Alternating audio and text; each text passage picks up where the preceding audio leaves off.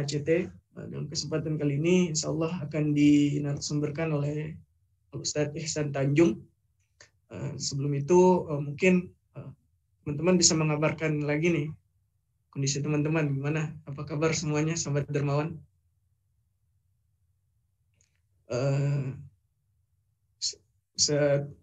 Mungkin Qadarullah Ustadz Ihsan Tanjung belum bergabung ya. Oke, baik. Bismillah. Mungkin oke. Jelas sekarang gimana?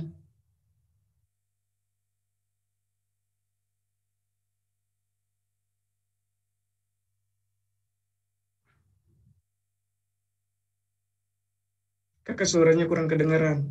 Oke, baik. Mungkin pengaruh udah mau buka puasa kali ya, jadi serak-serak. Oke, baik sahabat dermawan sekalian, sebelum kita mulai, mungkin ada sedikit info bagi sahabat dermawan yang ingin mensupport kegiatan dakwah atau kegiatan ACT. Dalam hal ini mungkin Akademi Peradaban Islam, teman-teman bisa mensupport dakwah kami melalui virtual akun BNI 8660291021020093 atas nama Aksi Cepat Tanggap.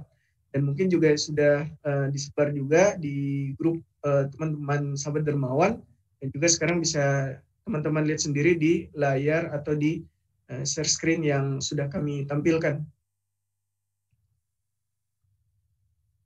Oke, baik. Sebelum itu mungkin sebelum kita mulai kita akan melihat video atau tayangan yang insya Allah akan diputar oleh operator kita.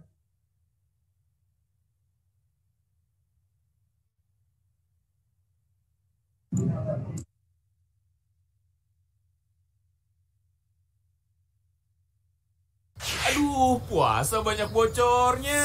Gunjing, dengki, ngumpat, bohong. Tambal itu semua. Salah satunya dengan zakat fitrah. Agar puasa... Aduh, puasa banyak bocornya. Gunjing, dengki, ngumpat, bohong. Tambal itu semua. Salah satunya dengan zakat fitrah. Agar puasa jadi sempurna. Insya Allah. Bukan cuma itu. Ternyata jutaan pengungsi di seluruh dunia laparnya bisa ditambal dengan zakat fitrah kita. Ayo segerakan zakat fitrah kita melalui Global Zakat ACT. Ramadan 2.0, aksi tanpa batas. Aduh, puas. Perekonomian dunia kian terpuruk. Situasi ekonomi negeri kita selama pandemi semakin surut.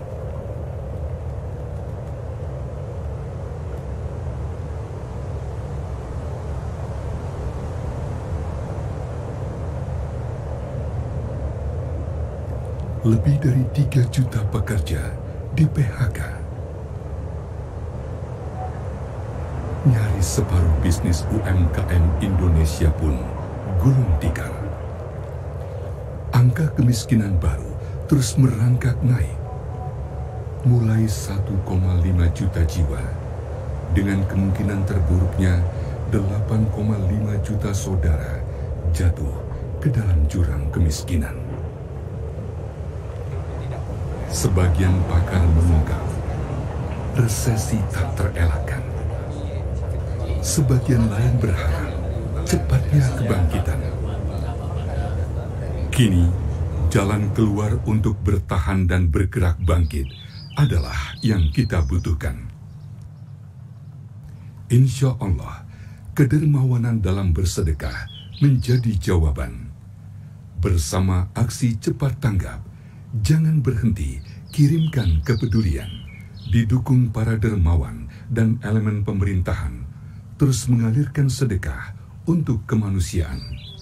Saat pandemi, beragam bantuan terus digencarkan melalui operasi pangan gratis berupa layanan makan gratis,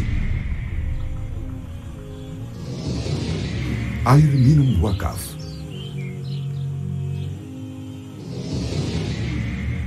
operasi beras gratis, layanan warteg gratis, Sekaranglah saatnya setiap kita lanjutkan bergerak dalam satu gelombang kebaikan. Sedekahkan langsung pangan terbaik yang kita punya atau harta terbaik kita, serta berkarya menjadi pejuang sedekah pangan, menyatukan kepedulian para dermawan, mengantarkan pangan untuk bebaskan saudara dari lilitan kelaparan. Ayo, bergabunglah dalam Gerakan Nasional Lumbung Sedekah Pangan bersama Aksi Cepat Tanggap.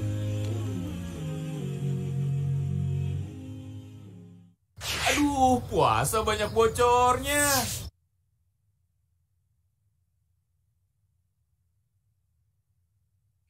Baik, Assalamualaikum warahmatullahi wabarakatuh. Alhamdulillah, alhamdulillahilladzi hadana lihada wa ma kunna linahtadiya laula an hadana Allah. Asyhadu an la ilaha illallah wa asyhadu anna Muhammadan abduhu wa rasuluh.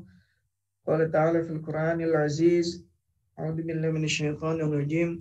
Rabbi israh li sadri wa yassir li amri wahlul 'uqdatam min lisani yafqahu qawli. Allahumma shalli ala Muhammad wa ala ali Muhammad.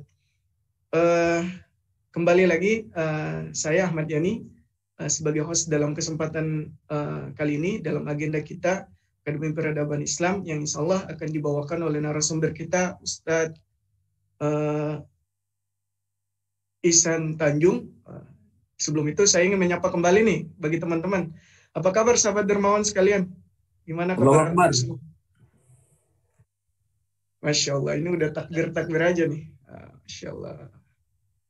Insya Allah masih semangat ya. Ini puasa udah ke-20, iya puasa ke-22. Semoga antum selalu diberikan kesehatan sampai akhir Ramadan dan diterima amal ibadahnya insya Allah.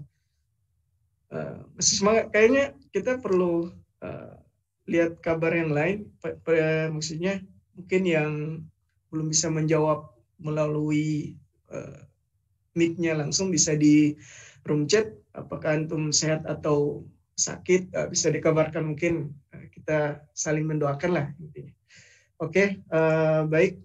Sebelum itu mungkin narasumber Ustadz Ihsan Tanjung, apakah sudah bergabung?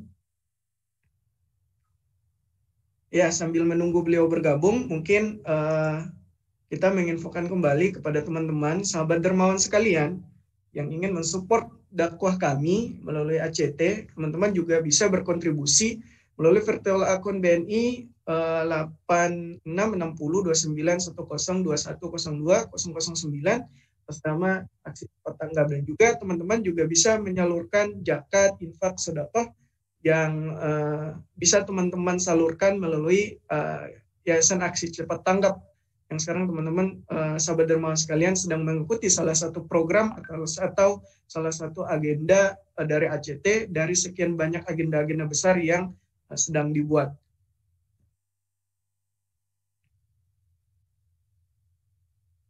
Ya, sedikit saya ingin menjelaskan terkait materi kali ini. Jadi insya Allah dalam kesempatan kali ini kita akan mengkaji terkait dengan tema Muslim wajib tahu nih.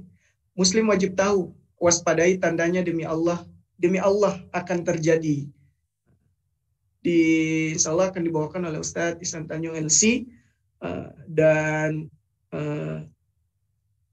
memang tema ini akan lebih membahas terkait tanda-tanda akhir zaman, kemudian apa saja sih yang sekiranya terjadi di akhir zaman, dan kemudian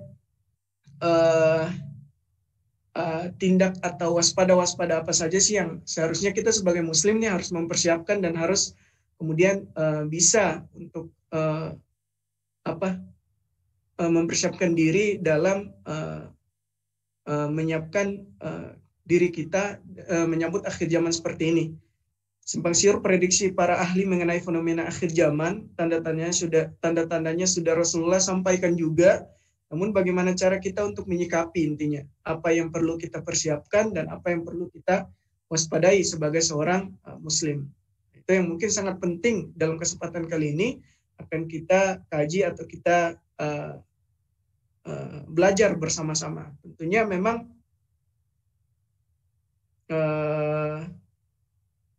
tentunya memang ini sangat penting ya, karena Rasulullah juga selalu mengingatkan untuk mempersiapkan, bukan justru untuk menanyakan kiamat itu kapan ya, tapi lebih kepada substansi bagaimana sih kita untuk menyiapkan. Oke,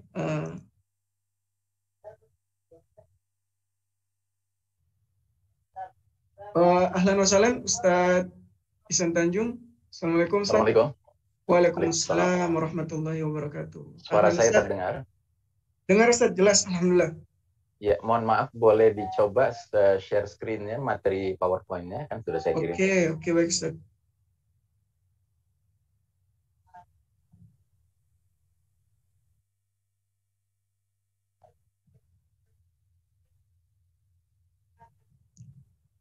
Ustadz, bentar ya Ustadz. Ya, oke, sudah muncul, cuma belum full screen, coba full screen. Oke.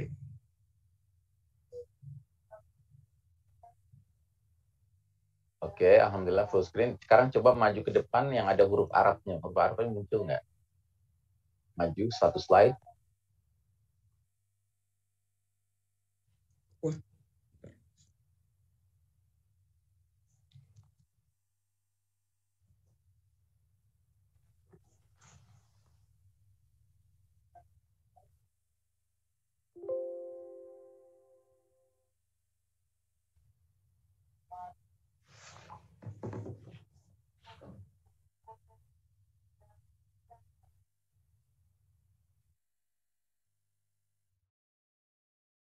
Hilang dia.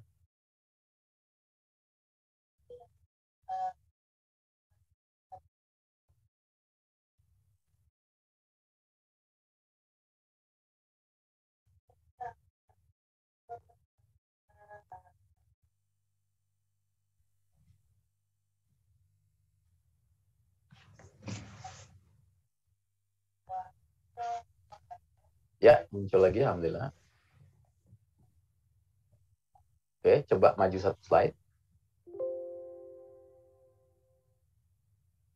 Alhamdulillah, huruf Arabnya bagus, cakep.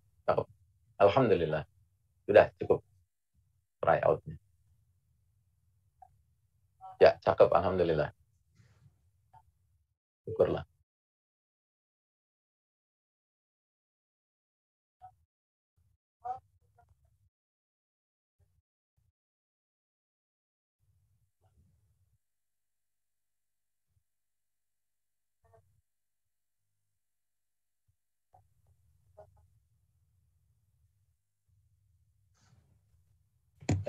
Saudara Ahmad Yani,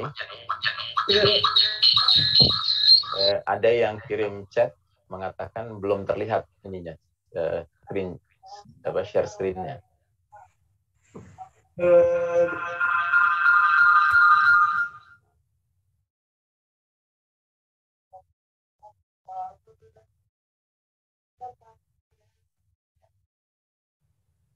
Ya, mungkin operator bisa dibantu. Afwan, ini laptop saya tiba-tiba ya.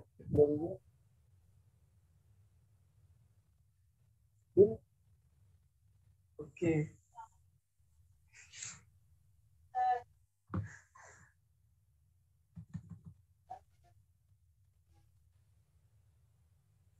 Ini siapa?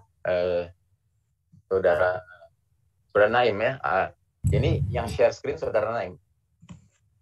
Ya bagus, alhamdulillah. Arabnya juga keluar bagus. Alhamdulillah, cukup tryout-nya. Oke, baik. Sebentar.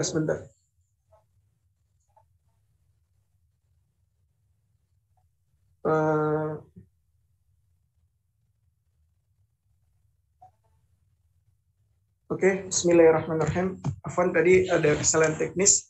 Mungkin kita bisa lanjut. Sebelum itu, Ustadz, izin kita menayangkan rules untuk kajian hari ini. Oke. Lanjut ya. Untuk mempersingkat waktu, kita langsung saja ke Ustadz Ihsan Tanjung. Tafadhol Mas Quran, Ustadz. Maksudnya langsung mulai saja? Ya, langsung mulai saja. Baik. Jazakallah khairan kepada akhi fillah Ahmad Yani. Bismillahirrahmanirrahim. Assalamualaikum warahmatullahi wabarakatuh. Alhamdulillah Rabbil Alamin. Wassalatu wassalamu ala ashrafil anbiya wal mursalin. Sayyidina Muhammadin wa ala alihi wa ashabihi ajma'in.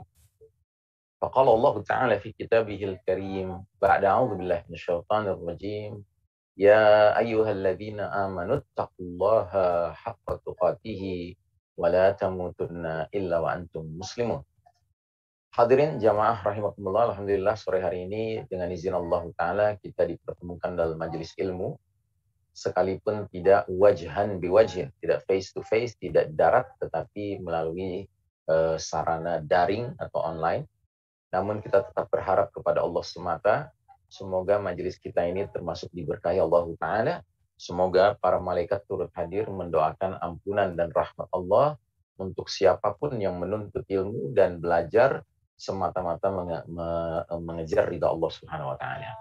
Salawat salam sejahtera kita doakan semoga selalu tercurah kepada manusia pilihan, teladan kita bersama Nabiullah Muhammad sallallahu alaihi wasallam, keluarga, sahabat dan para pengikutnya yang setia hingga akhir zaman, dan semoga kita termasuk umatnya yang nantinya berhak menerima pada hari berbangkit syafaatul uzma dari Nabi Muhammad sallallahu alaihi wasallam. Amin ya rabbal alamin. Saudaraku rahimakumullah, sore hari ini saya diminta untuk mengangkat tema waspadai tandanya, ya, demi Allah akan terjadi. Ya, ini bahasanya bahasa ini ya komunikatif sekali, ya. Boleh kita langsung ke screen untuk melihat materi PowerPoint-nya. Silahkan host tolong operasikan kalau screen-nya terlihat. Ya. Kita ini sudah slide ketiga ya. Slide pertamanya dulu, tolong.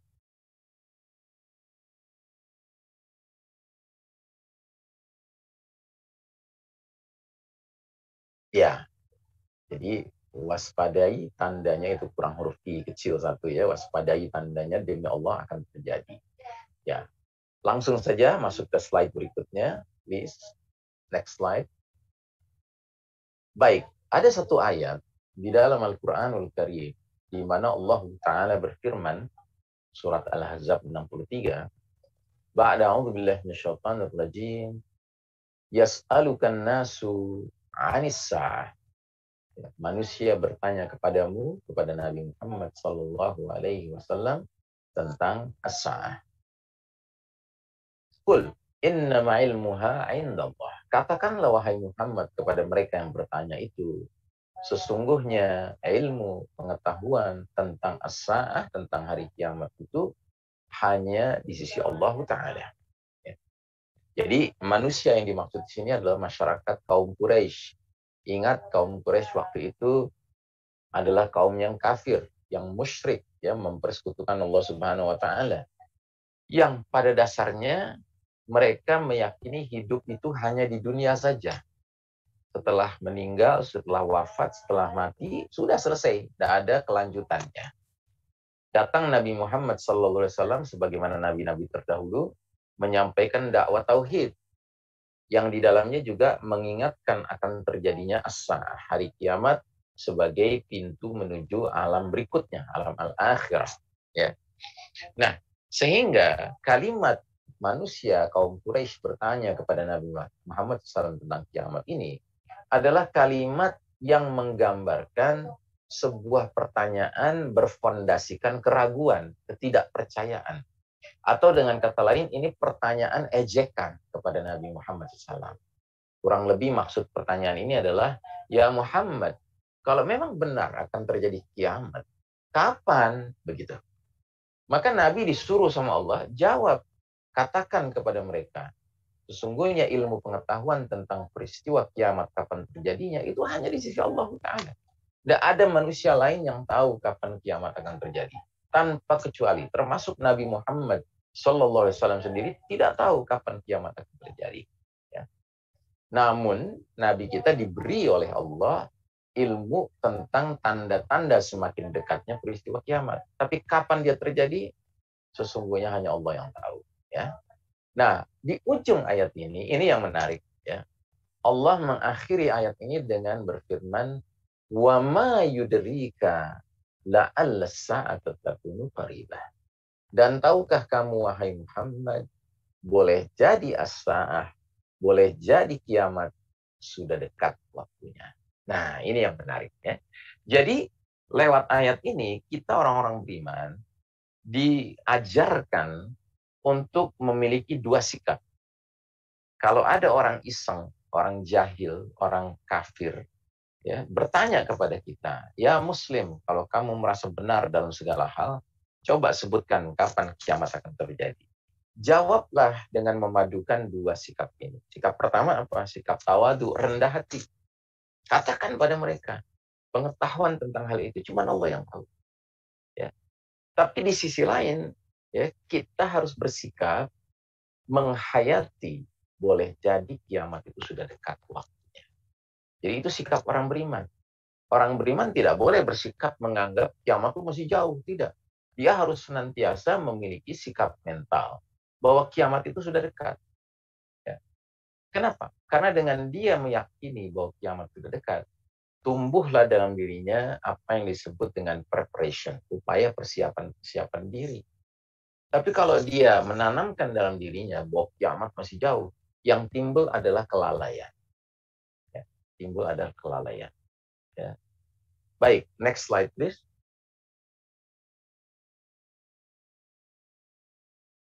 Ada 3 pertanyaan yang perlu kita jawab ya, pada diri kita masing-masing. Yang pertama, kenapa saya perlu membicarakan soal kiamat? Ya. Yang kedua, siapakah diri saya? Lalu yang ketiga, apa hubungan saya menjadi seorang Muslim dengan urusan kiamat? Ya. Pertanyaan pertama, mari kita lihat slide berikutnya.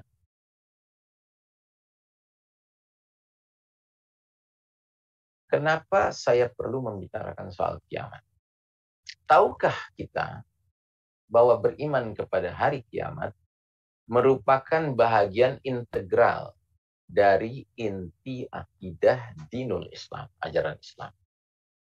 Redaksi di dalam Al-Quranul Karim maupun hadis-hadis As-Sunnah An-Nabawiyah seringkali menggandengkan antara iman kepada Allah dengan iman kepada hari akhir.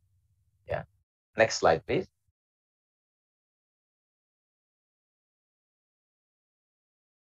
Contoh, dalam Al-Quran ada ayat 8 surat Al-Baqarah yang berbunyi, wa minan nasi man yaqulu amanna billahi wa bil yaumil akhir wa ma hum bimu'minin. Di antara manusia ada yang mengatakan kami beriman kepada Allah dan hari akhir. Padahal mereka itu sesungguhnya bukan orang-orang beriman. Ini adalah ayat tentang ciri kaum munafik, ya. Lain di bibir, lain di hati. Kemudian ayat 2 surat At-Talaq. Kata Allah Ta'ala, "Dzalikum yu'adzu bihi man kana yu'minu billahi wal yawmil akhir wa man yattaqillaha yaj'al lahu makhraja." Demikianlah diberi pengajaran dengan itu orang yang beriman kepada Allah dan hari akhir. Barang siapa bertakwa kepada Allah, niscaya Allah akan mengadakan baginya jalan keluar.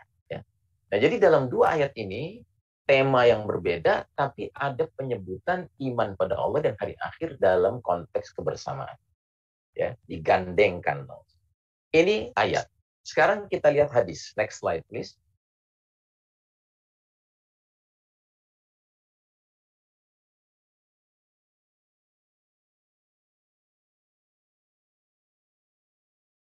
Tolong slide berikutnya.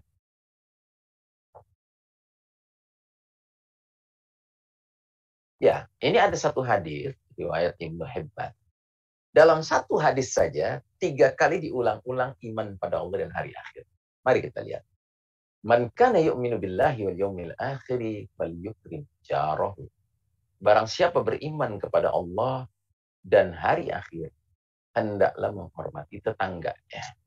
Jadi rupanya perilaku menghormati tetangga berkaitan erat dengan indikator seseorang itu beriman kepada Allah dan hari akhir. Terus lanjut kata Nabi, man kana yu'minu billahi wal yawmil akhir falyaqul khairan aw liyasmut. Barang siapa beriman kepada Allah dan hari akhir, hendaklah bicara yang baik atau diam. Nah, jadi rupanya adab berbicara seseorang juga merupakan indikasi tingkat keimanannya kepada Allah dan hari akhir. Terus yang ketiga, wa man kana yu'minu billahi wal yawmil akhir falyukrim dhaifahu.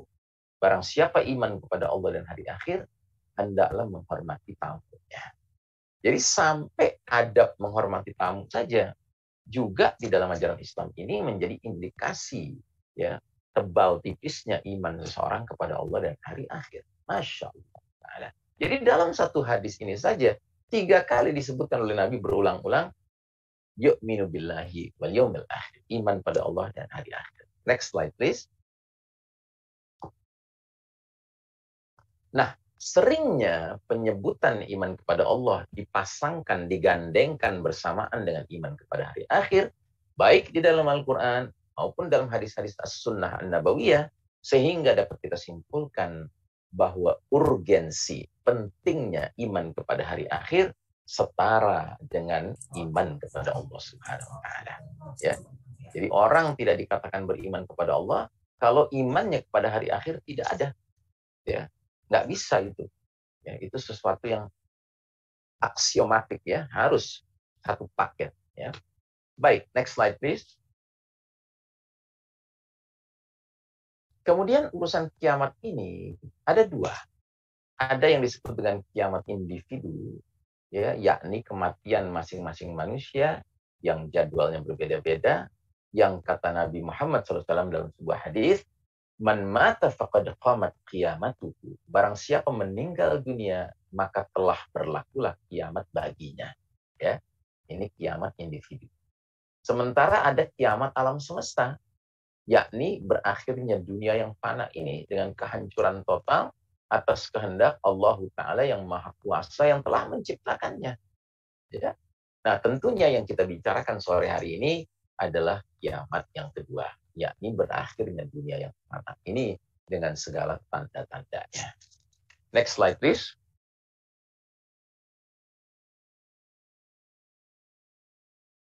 Pertanyaan berikutnya, siapakah diri saya?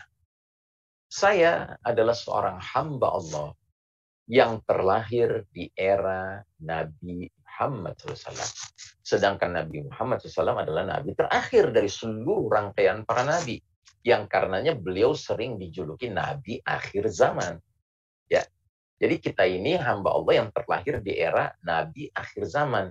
Dan Alhamdulillah, kita, saya, Anda yang hadir dalam majelis ini telah diberi hidayah oleh Allah dan diizinkan oleh Allah mengikrarkan 2 kalimat syahadat yang isinya mengandung pernyataan La ilaha illallah Muhammad Rasulullah. Tiada ilah selain daripada Allah dan Muhammad adalah utusan Allah Ta'ala. Sehingga jadilah kita seorang muslim. Nah, menjadi seorang muslim berarti menjadi hamba Allah yang berserah diri kepada kehendak-kehendak Allah dan berpegang teguh menjalankan hidup ini berdasarkan dan sejalan dengan ikrar syahadatain tadi. Tujuannya Allah, caranya menempuh cara Nabi Muhammad Rasulullah SAW. Ya. Next slide, please. Nah, pertanyaan terakhir, apa hubungan saya menjadi seorang muslim dengan urusan kiamat? Nah, sebagai seorang muslim, berarti saya merupakan bagian dari umat Islam yang merupakan umat akhir zaman. Dan umat akhir zaman inilah yang terdekat jaraknya dengan peristiwa kiamat. Karenanya ada hadis yang bunyinya sebagai berikut. Silahkan buka slide berikutnya. Nabi Muhammad SAW bersabda, Bu'ithtu ana was-sa'atu kahatain. Wa yaqrunu baina isbaihi as-sababah wal-wusta. Nabi Muhammad SAW pernah bersabda, aku dan hari kiamat diutus berdampingan seperti ini. Lalu Nabi menghimpun jari telunjuknya dengan jari tengahnya. Ya. Jadi kalau jari telunjuk itu saat Nabi diutus, jari tengah itu saat kiamat terjadi. Nabi mengumpamakannya sebagai dua jari yang berdempetan, bukan berjauhan, yang berdempetan. Ya. La haula wala quwwata illa billah. Next slide, please. Nah, di dalam hadis berikut ini bahkan sahabat Hudzaifah ibnul Yaman radhiyallahu an menyampaikan kesaksiannya bahwa Rasulullah SAW berdiri di tengah-tengah kami. Beliau memberitahu kepada kami apa saja yang akan terjadi, peristiwa-peristiwa yang akan terjadi hingga hari kiamat datang, sehingga tidak ada satupun peristiwa yang tidak disebutkan olehnya. Yang menghafalnya, hafal. Sementara yang melupakannya, yang tidak kuat hafalannya, ya lupa. Nah, para sahabatku mengetahui semua hal itu dengan jelas. Mereka menyaksikan, mereka mendengarkan sendiri. Dan khutbahnya ini panjang ya, Nabi dari subuh sampai menjelang matahari terbenam. Menyampaikan panjang lebar tentang peristiwa-peristiwa yang akan terjadi itu. Hanya saja, ada beberapa perkara yang aku, Hudzaifah ibn Yaman, telah melupakannya. Jadi Hudzaifah saja yang begitu cerdas, dia sahabat yang cerdas ya, sehingga ditunjuk Nabi menjadi ya intelijensinya umat Islam di generasi para sahabat. Dia tidak bisa menghafal semuanya, ada sebagian yang dia lupakan. Ketika aku melihat kejadian yang diceritakan Nabi di masa berikutnya, maka aku ingat kembali ya pesan Nabi itu. Hal itu seperti seorang teman akrab, teman karib, yang lama tidak saling berjumpa, kemudian dia teringat lagi saat akhirnya bertatap muka lagi. Masya Allah. Ya. Next slide, please. Nah, di dalam Al-Quranul Karim, surat Muhammad ayat 18, Allah mengisyaratkan bahwasanya sekalipun Allah tidak sebutkan persisnya kapan kiamat akan terjadi, tapi Allah beri tanda-tandanya, isyarat-isyaratnya. Ya. Allah berfirman, "Fahal yanzuruna illa sa'ata an ta'tiyahum baghtah, faqad jaa'a asyratuha, fa anna lahum idza ja'atuhum dzikrahum." Maka apalagi yang manusia tunggu-tunggu selain hari kiamat yang akan datang kepada mereka secara tiba-tiba. Karena tanda-tandanya sungguh telah datang. Maka apa gunanya bagi mereka? Kesadaran mereka tentang hal itu apabila hari kiamat sudah terlanjur datang. Ya. Jadi tanda demi tanda itu Allah gelar gitu loh, dari waktu ke waktu, dari masa ke masa, dari satu wilayah ke wilayah lain. Sesungguhnya kalau seorang itu beriman dan dia sensitif membaca tanda-tanda itu, dia semakin hari semakin sadar bahwa kiamat makin dekat. Tapi bagi mereka ya yang tidak memiliki kesadaran, sensitivitas tentang tanda demi tanda yang bermunculan itu, maka nggak ada gunanya tanda-tanda itu bagi dia. Ya. Jadi saudaraku rahimakumullah, disinilah pentingnya kita memiliki sensitivitas tentang alamatus sa'ah, tanda-tanda kiamat, ya, atau asyratus sa'ah, tanda-tanda akhir zaman. Baik, sebelum kita berpindah ke slide berikutnya, ada sebuah hadis yang cukup panjang diriwayatkan oleh sahabat Umar bin Khattab radhiyallahu anhu. Kata Umar, "Bainama julusuna inda Rasulillah sallallahu alaihi wasallam." Suatu ketika, kami para sahabat sedang duduk-duduk dengan Nabi dalam satu majlis. Tiba-tiba datang seorang laki-laki yang kami tidak satu orang pun mengenalinya. Jadi bukan warga Madinah, ya. Laki-laki ini berpakaian serba putih bersih dan rambutnya hitam legam. Tapi uniknya tidak ada atharus safar, tanda-tanda perjalanan jauh. Dan laki-laki ini langsung duduk di depan Nabi SAW dan langsung bertanya, mengajukan pertanyaan. Pertanyaannya adalah, "Ya Muhammad, akhbirni anil Islam." Wahai Muhammad, coba beritakan kepadaku tentang Islam. Maka Nabi sebutkan rukun Islam yang 5. Engkau ikrar 2 kalimat syahadat, engkau sholat 5 waktu sehari semalam, engkau puasa di bulan Ramadan, engkau bayar zakat, dan engkau pergi haji bagi siapa yang diberi Allah kesanggupan menempuh perjalanannya. Kata laki-laki ini, "Sodaqta, Anda benar." Ya. Maka Umar dalam meriwayatkan hadis ini berkomentar, kami takjub dengan laki-laki ini. Kok dia yang bertanya, dijawab sama Nabi, dia pula yang memberi penilaian. Dia mau bertanya lagi, yang kedua. Akhbirni anil iman. Coba terangkan padaku, beritakan kepadaku tentang iman.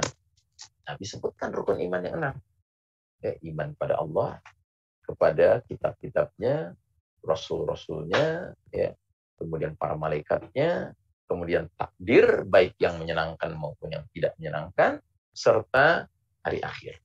Ya. Masya Allah. Lagi-lagi dia berkata, sodaqta, Anda benar. Pertanyaan berikutnya, akhbirni anil ihsan. Terangkan padaku tentang al-ihsan. Nabi jawab dengan ta'rif, dengan definisi satu kalimat. Anta'budallah ka'annaka tarahu, fa'illam takun tarahu, fa'innahu yaraka. Engkau beribadah kepada Allah seolah melihat Allah. Jika engkau tidak melihat Allah, Allah melihat. Pertanyaan yang keempat. Dia bertanya, akhbirni anis sa'ah. Coba terangkan padaku tentang kiamat. Ya. Nah, ketika Nabi ditanya yang keempat ini, jawaban Nabi adalah, mal mas'ulu anha bi'a'lama minas sa'il. Orang yang ditanya tidak lebih tahu daripada orang yang bertanya. Terus kata dia lagi, wa ma amaratiha, apa tanda-tandanya? Nah, ketika ditanya apa tanda-tandanya, Nabi sebutkan 2. Yang pertama, jika seorang budak wanita telah melahirkan majikannya. Dan yang kedua, jika orang-orang yang tidak beralas kaki, nyeker, telanjang dada, miskin, penggembala domba, berlomba-lomba membangun gedung-gedung tinggi. Selesai, laki-laki itu berdiri, pergi, meninggalkan majelis, menghilang. Ya. Terus Nabi bertanya kepada Umar bin Khattab, ya Umar, kamu tahu siapa laki-laki itu? Kata Umar, Allah wa Rasuluhu a'lam. Allah dan Rasulnya lebih tahu. Maka kata Nabi, itulah malaikat Jibril alaihissalam datang ke tengah-tengah kita mengajarkan din kepada umat ini. Masya Allah Ta'ala. Karenanya, ulama menyebut hadis ini dengan sebutan hadis Jibril. Ya, ini adalah hadis di mana Jibril tampil dalam wujud seorang laki-laki di hadapan banyak sahabat. Ya. Next slide, please. Nah, uniknya hadis ini, ya, seolah-olah merangkum keseluruhan ajaran Islam, dan ternyata kesimpulannya, ajaran Islam terdiri atau mengandung 4 pilar, ya, 4 tonggak-tonggak penting. Ya, next slide, please. Dan keempat pilar itu adalah 1, al-Islam, 2, al-iman, 3, al-ihsan, dan 4, alamatus sa'ah, tanda-tanda kiamat. Ya. Selama ini, kebanyakan kita dan juga para ulama menyimpulkan ajaran Islam itu intinya 3. Berbicara tentang rukun Islam berarti berbicara tentang ibadah-ibadah praktis dalam ajaran Islam. Berbicara tentang iman berarti bicara tentang fondasi akidah dalam ajaran Islam. Sedangkan berbicara tentang al-ihsan berbicara tentang akhlak. Tapi dari hadis ini, ternyata sebenarnya ada pilar keempat yang amat sangat penting, sebagaimana pentingnya rukun Islam, rukun iman, al-ihsan, yakni alamatus sa'ah, tanda-tanda kiamat. Ya. Next slide, please. Nah, para ulama setelah menghimpun berbagai hadis-hadis tentang asyratus sa'ah, tanda-tanda akhir zaman, atau alamatus sa'ah, tanda-tanda kiamat, berkesimpulan. Ada 2 kelompok tanda-tanda kiamat. Ada yang disebut alamatus sugro, tanda-tanda kecil, dan ada yang disebut alamatul kubro, tanda-tanda besar. Next slide, please. Nah, di slide ini dijelaskan perbedaan tanda-tanda kecil dengan tanda-tanda besar. Tanda-tanda kecil, 1, diawali dengan hadirnya Nabi Muhammad SAW ke dunia ini. Jadi semenjak Nabi Muhammad SAW hadir ke dunia ini, diutus Allah menjadi Nabi, menyampaikan dakwah tauhid, dakwah Islam, risalah yang terakhir, yang paripurna, maka sejak saat itu Nabi Muhammad SAW menjadi tanda kecil yang paling pertama. Dan setelah itu Nabi wafat, tanda kecil kedua, ya, terus tanda lagi, bermunculan tanda-tanda kecil. Jumlahnya sangat banyak. Dalam sebuah kitab karya ulama besar Yusuf Al-Wabil, ya, beliau mengatakan ada ratusan tanda-tanda kecil. Yang ketiga, tanda-tanda kecil itu pada umumnya hadir, datang, tampil lebih dahulu sebelum tanda-tanda besar. Yang keempat, tapi ada juga tanda-tanda kecil yang hadirnya belakangan saat tanda-tanda besar menjelang muncul atau sudah muncul. Contoh, hudur Al-Mahdi. Hadirnya Al-Mahdi. Al-Mahdi ini sosok laki-laki yang akan memainkan peran sebagai Amirul Mukminin di akhir zaman. Pemimpinnya kaum beriman di akhir zaman. Al-Mahdi termasuk tanda kecil. Tapi kemunculannya ketika tanda-tanda besar sudah betul-betul dekat sekali akan muncul. Contoh tanda kecil yang lainnya lagi. Menjelang kiamat terjadi, ketika tanda-tanda besar sudah banyak yang bermunculan, ya kan? Tinggal satu lagi sisa tanda besar yang belum muncul. Ada sebuah angin lembut berhembus. Angin tersebut ya sepoi-sepoi kayak sutra gitu. Aromanya wangi seperti misik, seperti kesturi. Tugas angin ini mewafatkan setiap orang beriman sampai yang imannya tinggal seberat biji sawi sekalipun diwafatkan oleh angin itu. Sehingga yang disisakan yang masih hidup di muka bumi ini, di dunia fana ini, tinggallah syirarin nas. Manusia-manusia yang paling buruk. Orang-orang kafir 24 karat.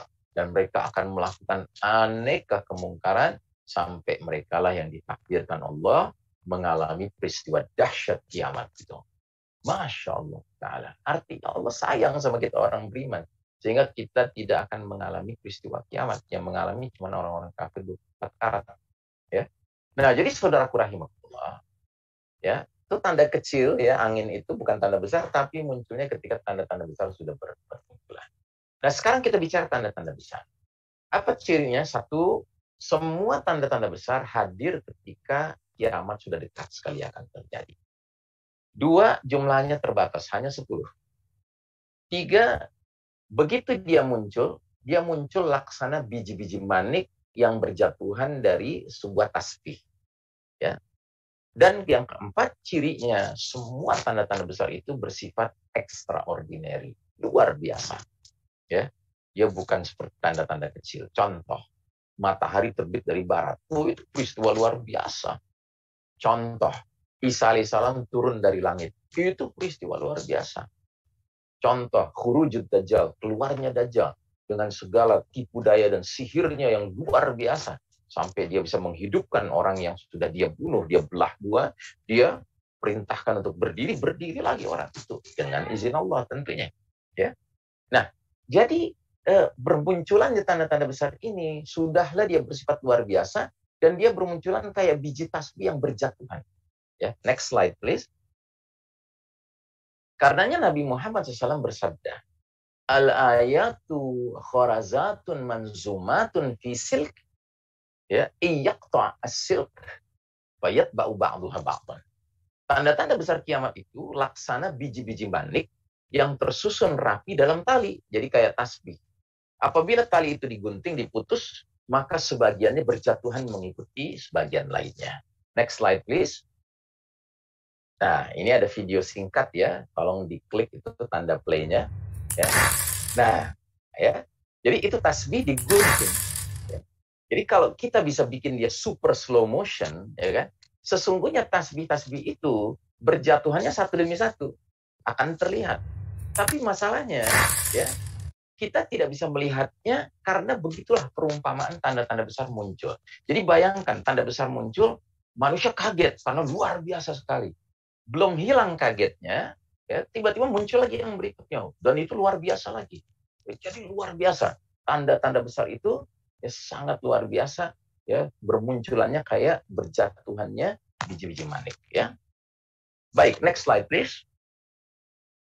Nah, kemudian dalam hadis ini disebutkanlah oleh Nabi Muhammad SAW ke-10 tanda besar itu sekaligus ya. Dikatakan oleh Nabi kita, innaha lan taquma hatta tarawna qablaha asyra ayat. Sesungguhnya kiamat tidak akan terjadi sehingga kalian melihat, menyaksikan 10 tanda. Ya.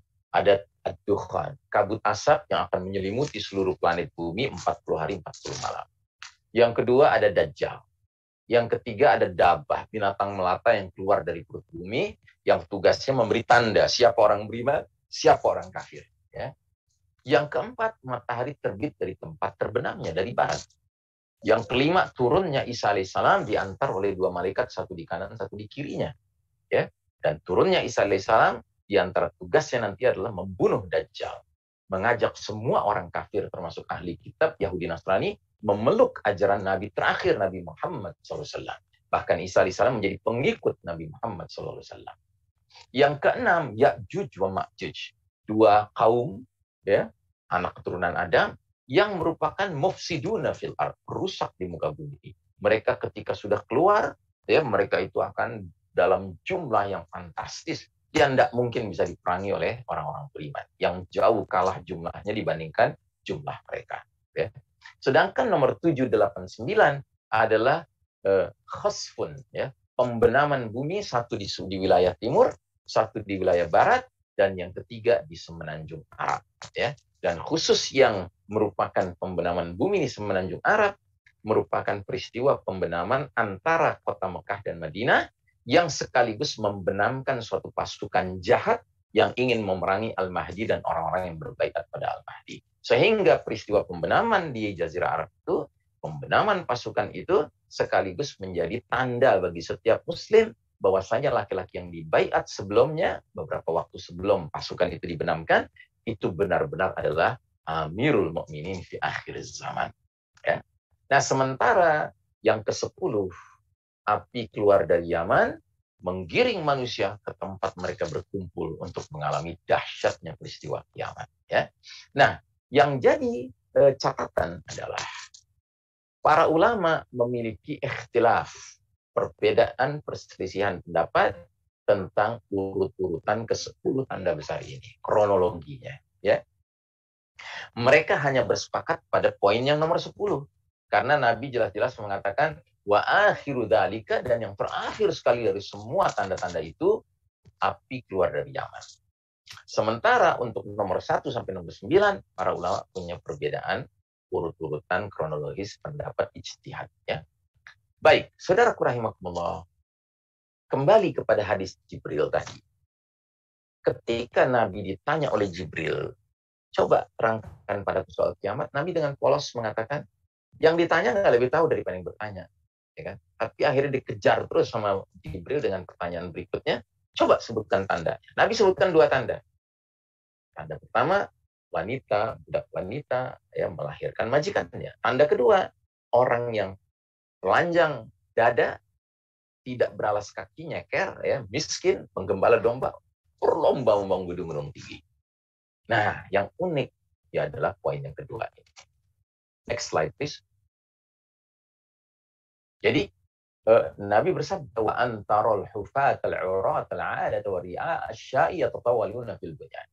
Apabila kamu melihat orang tidak beralas kaki, panjang dada, miskin, penggembala kambing atau domba, berlomba dalam membangun gedung-gedung tinggi. Di hadis yang lain, Nabi pernah ditanya, siapa mereka dengan ciri-ciri seperti ini? Kata Nabi, humul Arab, bangsa Arab. Ya. Jadi Nabi menggambarkan bangsa Arab itu sebagai bangsa yang miskin, telanjang dada, kepala domba, dan seterusnya. Tapi rupanya dalam perjalanan sejarah, bangsa Arab tiba-tiba menjadi kaya raya. Gitu. Dan ternyata mereka menjadi kaya raya itu di zaman kita saksikan. Ya. Terutama setelah munculnya petrodolar. Ya. Jadi minyak bumi berhasil dieksplorasi, dan ternyata itu menjadi sebab kekayaan mereka secara mendadak menjadi mewah, ya. Dan akhirnya mereka berlomba membangun gedung-gedung tinggi. Next slide, please. Nah, kita lihat ini satu gambaran tentang the world's tallest buildings, ya, gedung-gedung tertinggi di dunia hari ini. Gedung tertinggi di dunia hari ini adalah yang paling kiri, namanya Burj Khalifa, bentuknya seperti dalam gambar itu, ketinggiannya 828 meter. Di mana keberadaannya? Di Dubai, ya, di Uni Arab Emirates, ya, Arab, Jazirah Arab. Gedung kedua tertinggi di dunia memang bukan di Arab, di China, namanya Shanghai Tower, ketinggiannya 632 meter. Namun gedung ketiga tertinggi di dunia namanya Mekah Clock Royal Tower, 601 meter ketinggiannya. Adanya di kota Mekah, di Arab, Jazirah Arab, di Saudi, ya kan? Nah, uniknya, ya, saat ini ada sebuah proyek ambisius, ya, ada orang kaya raya di Arab ingin bikin gedung tertinggi, lebih tinggi dari Burj Khalifa. Next slide, please. Yang bahkan kalau kita lihat maketnya, rencananya nanti lantai-lantai bagian atasnya melewati awan. Ya. Berapa ketinggiannya? 1000 meter, 1 kilometer, yang namanya Kingdom Tower. Rencananya di kota mana? Di kota Jeddah. Dan memang sedang berjalan proyeknya. Tadinya targetnya 2018 dia harus sudah selesai. Tapi wallahu alam sepertinya banyak penundaan-penundaan terjadi. Ya. Dan uniknya ini belum selesai. Ada pihak lain yang punya ambisi membangun yang lebih tinggi lagi daripada ini. Hampir 1,2 kilometer. Next slide please, kita lihat. Di mana keberadaannya? Di Basrah, Irak Selatan. Ketinggiannya 1152 meter. Ya la haula wala quwata illa billah. Artinya, semua gedung-gedung tertinggi dunia hari ini adanya di mana? Di wilayah Arab. Ya. Berarti apa yang Nabi katakan kepada malaikat Jibril alaihissalam sudah di depan mata kita. Kita sudah menyaksikannya. Kita tidak perlu menunggunya lagi. Next slide, please. Sehingga kita bisa menyimpulkan bahwa kondisi dunia modern dewasa ini praktis hampir semua tanda-tanda kecil yang jumlahnya sangat banyak sudah bermunculan. Dan kita sekarang berada di ambang menjelang munculnya tanda-tanda besar. Ya. Next slide, please. Nah, buku ini ya, berjudul Al-Mawsu'atu fil Fitani wal Malahim wa Ashratus Sa'ah. Itu judul aslinya, karya seorang ulama dari Palestina, khususnya dari Gaza, ya, namanya Dr. Muhammad Ahmad Al-Mubayyad. Beliau menulis buku dengan judul Ensiklopedi Fitnah-Fitnah, Peperangan-Peperangan dan Tanda-Tanda Akhir Zaman. Tapi dalam bahasa Indonesia oleh sebuah penerbit di Solo diterjemahkan dengan judul yang lebih mudah dihafal, diingat, Ensiklopedi Akhir Zaman. Ya. Nah, kenapa saya mengangkat buku ini? Karena saya memandang buku ini sangat bagus untuk dibaca, sangat bermanfaat. Ya. Tapi yang penting adalah Syekh Mubayyad dalam buku ini memberanikan diri berijtihad, berhipotesa tentang kronologi 10 tanda besar. Next slide, please. Nah, menurut hipotesa beliau, 10 tanda besar itu akan muncul seperti dalam skema ini.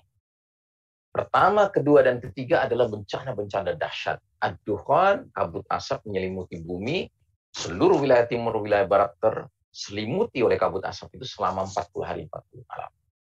Terus yang kedua, pembenaman bumi di wilayah timur. Ketiga, pembenaman bumi di wilayah barat. Nah, poin 1, 2, 3 ini menurut Syekh Mubayyad akan terjadi disebabkan adanya batsyatal kubra, hantaman keras dari langit berupa jatuhnya meteor-meteor besar. Ya. Yang meteor besarnya jatuhnya di daratan, itulah yang menimbulkan kepulan asap ad-dukhan. Sedangkan meteor besar yang jatuhnya di samudra, itu menimbulkan tsunami dahsyat ratusan meter yang bergerak ke daratan sehingga menyebabkan pembenaman bumi di wilayah timur dan di wilayah barat. Nah, kemudian menurut Syekh Mubayyad, setelah peristiwa bencana dahsyat ini, hadirlah Amirul Mukminin di akhir zaman, pemimpin kaum beriman ya di akhir zaman, Al-Mahdi. Al-Mahdi bukan tanda besar, dia tanda kecil, tapi munculnya di sela-sela tanda besar. Menurut Al-Mubayyad. Ya. Nah, kemudian munculnya Al-Mahdi dalam bentuk pembaiatan paksa di depan Ka'bah diikuti dengan salah satu tanda besar, yaitu pembenaman bumi di Jazirah Arab antara Mekah dan Madinah, sudah saya sebutkan tadi, yang sekaligus membenamkan pasukan pemburu orang-orang jahat yang ingin memerangi Al-Mahdi dan orang-orang yang berbaiat pada Al-Mahdi di depan Ka'bah.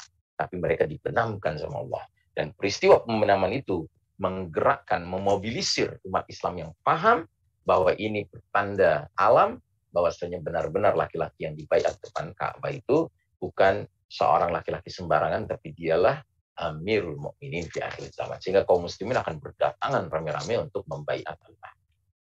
Nah, setelah itu Al-Mahdi akan berperang membebaskan negeri demi negeri untuk menegakkan kalimatullah, syariat Allah, dan dalam proses tersebut di perang yang terakhir mereka akan berhadapan dengan Dajjal. Keluarlah Dajjal, ya. Dan Dajjal ini akan diperangi oleh kaum muslimin dengan catatan ketika kaum muslimin akan memerangi Dajjal, turun pula Isa alaihissalam bergabung dengan pasukan kaum muslimin, pasukan Al-Mahdi. Dan Isa alaihissalam inilah yang akan membunuh Dajjal. Setelah Isa alaihissalam membunuh Dajjal, ya, Isa alaihissalam akan keliling mendatangi orang-orang beriman yang tidak sempat bergabung dengan Al-Mahdi, tidak sempat gabung dengan khilafah, ya kan? Mereka mengalami fitnah Dajjal dan mereka menderita menghadapi nerakanya Dajjal. Maka sama Isa alaihissalam diusap wajah-wajah mereka, disembuhkan dari aneka penyakit, dan bahkan diberi kabar gembira oleh Isa alaihissalam tentang kedudukan mereka kelak di surga nanti. Karena mereka telah lulus menghadapi fitnah yang paling dahsyat, yaitu Dajjal. Mereka istiqomah, walaupun Dajjal yang datang menyihir mereka, yang mengaruhi mereka. Mereka lebih baik memilih nerakanya Dajjal yang berarti surganya Allah, daripada mereka tunduk pada Dajjal, dapat surga dunia, surganya Dajjal, tapi hakikatnya mendaftarkan diri menjadi ahlun nar, penghuni nerakanya Allah Ta'ala. Nah, dalam keadaan seperti itu, tiba-tiba ada kabar bahwasanya Ya'juj Ma'juj sudah keluar dari benteng, dari dinding yang dibuat Zulkarnain, dindingnya sudah luluh lantak, mereka keluar dalam jumlah yang fantastis. Ya. Nah, ini seperti ini peristiwanya. Nah, ini panjang sekali bahasannya, tapi kita tidak perlu menguraikannya. Yang pasti selanjutnya, Isa alaihissalam dan orang-orang beriman tidak bisa berperang lawan Ya'juj Ma'juj, mereka hanya bisa berdoa.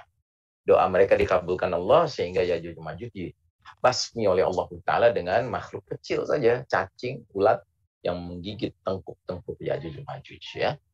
Nah, kemudian ya wafatlah Isa alaihissalam, wafatlah Al-Mahdi. Terus tidak lama setelah itu matahari terbit dari barat, ya. Nah, tadi terbit dari barat, nggak lama setelah itu binatang melata pun keluar. Memberi tanda siapa orang beriman, siapa orang kafir. Nah, orang-orang yang sudah dikasih tanda beriman akan terkena angin lembut yang aromanya seperti misik, seperti kesturi, diwafatkan Allah Ta'ala. Sehingga tanda ke-10, api keluar dari Yaman, hanya dialami oleh orang-orang kafir 24 karat, dan mereka akan mengalami peristiwa dahsyat kiamat. Nah, saudaraku rahimakumullah. Next slide, please. Ada sebuah hadis ringkasan sejarah umat Islam yang penting sekali kita dalami supaya kita paham dalam konteks keseluruhan sejarah umat Islam ini, kita yang hidup sekarang ini ada di mana. Karena unik sekali hadis ini. Hadis ini menyebutkan bahwa sepanjang perjalanan sejarah umat Islam ada 5 periode, 5 fase, 5 babak yang akan dialami oleh umat Islam. Dan uniknya setiap babak periode fase itu disebut oleh Nabi, dikaitkan dengan karakteristik sistem kepemimpinannya. Ini bahasa Arabnya, ini teks aslinya. Sekarang kita lihat terjemahannya. Next slide, please. Nah, terjemahannya seperti ini. Nabi mengatakan, kalian akan mengalami babak pertama namanya periode kenabian. Selama masa yang Allah kehendaki, kemudian ketika Allah berkehendak, babak pertama itu pun berlalu. Itulah babak di mana yang memimpin adalah sebaik-baiknya pemimpin, yaitu Nabi Muhammad SAW. Beliau memimpin generasi terbaik, generasi para sahabat, Muhajirin wal Ansar. Ya.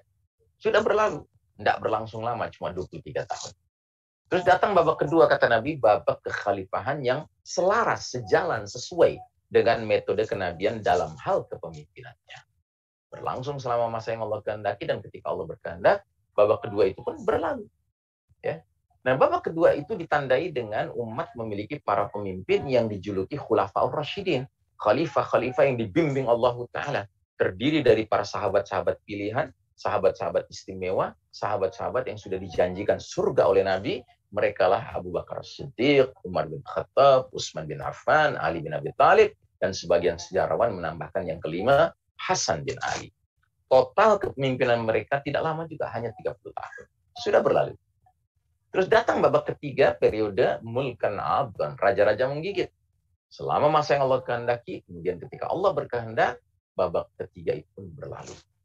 Nah, babak ketiga dalam catatan sejarah Islam adalah babak di mana umat Islam dipimpin oleh pemimpin tertingginya dengan gelar tetap khalifah, yang berarti sistemnya tetap khilafah, yang berarti sumber nilai, sumber norma, sumber hukumnya tetap Quran dan Sunnah. Tapi sayang, pergantian khalifah ke khalifah berikutnya meniru cara-cara kerajaan. Waris mewarisi, turun-temurun. Karenanya, di periode ketiga ini, kadang-kadang umat Islam punya khalifah yang adil, yang penuh kasih sayang kepada umatnya, tapi kadang-kadang ada khalifah-khalifah yang kejam, yang zalim. Ya. Tapi tetap umat terima dia sebagai pemimpin, karena apa? Dia masih memberlakukan Quran dan Sunnah sebagai sumber nilai, norma, dan hukum. Ya. Dan babak ketiga ini berlangsung lama sekali, 1302 tahun. Ya. Selama itu silih berganti kerajaan-kerajaan Islam mewarnai panggung sejarah, namun dari seluruh itu ada 3 yang menonjol. Kerajaan keluarga besar Umayyah, kerajaan keluarga besar Abbasiyah, dan Kesultanan Utsmani Turki yang berakhir tahun 1342 Hijriah. Sudah berlalu. Terus datang babak keempat sekaligus babak di mana kita hidup sekarang ini. Namanya babak mulkan jabriyatan. Babak para penguasa yang memaksakan kehendak mereka, mengabaikan kehendak Allah dan Rasul-Nya. Ini pun, kata Nabi, akan berlangsung selama masa yang Allah kehendaki. Kemudian ketika Allah berkehendak, babak keempat ini pun akan berlalu. Tapi belum berlalu. Kita masih berada di dalamnya. Inilah babak kepemimpinan kaum kafir. Ya. Artinya Allah cabut kepemimpinan dunia dari tangan umat Islam. Padahal sudah memimpin ribuan tahun. Terus Allah serahkan ke pihak lain. Siapa itu? Barat, Eropa, Amerika yang tidak lain adalah masyarakat kafir Yahudi Nasrani. Ya. Nah, jadi babak keempat ini babak di mana kita hidup dan ini babak paling kelam dalam sejarah umat Islam. Makanya fitnah begitu banyak mewarnai kehidupan kita sekarang. Tapi alhamdulillah kata Nabi, babak ini akan berlalu juga. Yang ketika dia berlalu, datanglah babak terakhir, babak kelima yang kata Nabi, namanya sama persis seperti nama babak kedua, yaitu babak kekhalifahan sesuai metode kenabian. Dan tandanya akan ditandai dengan hadirnya the certified leader, pemimpin yang dapat sertifikasi dari Nabi, yaitu Al-Mahdi. Ya, Al-Mahdi ini disebutkan dalam sebuah hadis, kukabarkan berita gembira diutusnya Al-Mahdi ke tengah umat ini saat perselisihan antar manusia menjadi-jadi, saat gempa-gempa dahsyat, bencana-bencana besar terjadi, dan Al-Mahdi akan penuhi bumi secara merata dengan keadilan, setelah bumi dipenuhi secara merata dengan kezaliman seperti di babak keempat sekarang ini. Ya. Kemudian Nabi diam. Menandakan sampai disitulah batas akhir umur umat Islam. Next slide, please. Nah, di slide berikut ini kita sederhanakan hadis tadi dalam bentuk skema, dalam bentuk gambar. Ya. Jadi bar demi bar itu adalah fase babak periode demi periode perjalanan umat Islam. Terus ada garis putih putus-putus yang naik turun. Itu adalah garis realitas kondisi umat Islam yang ups and downs. Kadang berada di atas berjaya, kadang berada di bawah terpuruk kalah, ya. Dan batasnya adalah garis merah itu. Ya. Nah, dari mana kita tahu bahwa umat ini akan kadang berjaya, kadang terpuruk? Dari ayat. Ada ayatnya. Next slide, please. Allah jelaskan dalam surat Ali Imran ayat 140. Ada satu sunnatullah, satu hukum Allah berlaku di dunia fana ini, namanya sunnatut tadawul, sunnah pergiliran. Ya. Allah berfirman, wa tilkal ayyamu nudawiluha bainan nas, dan demikianlah hari demi hari, masa kemenangan dan kekalahan, keruntuhan, kejayaan dan keruntuhan umat, kami pergilirkan di antara manusia agar mereka bisa mendapat pelajaran. Ya. Dan qadarullah, hari ini kita sedang terpuruk. Sejak tahun 1342 Hijriah, persisnya 100 tahun yang lalu menurut kalender Hijriah, kita tidak lagi memimpin dunia, tetapi dunia dipimpin oleh kaum kafir Yahudi Nasrani. Dan hal ini sudah dinubuahkan, diprediksikan oleh Nabi dalam hadis beliau berikut ini. Next slide.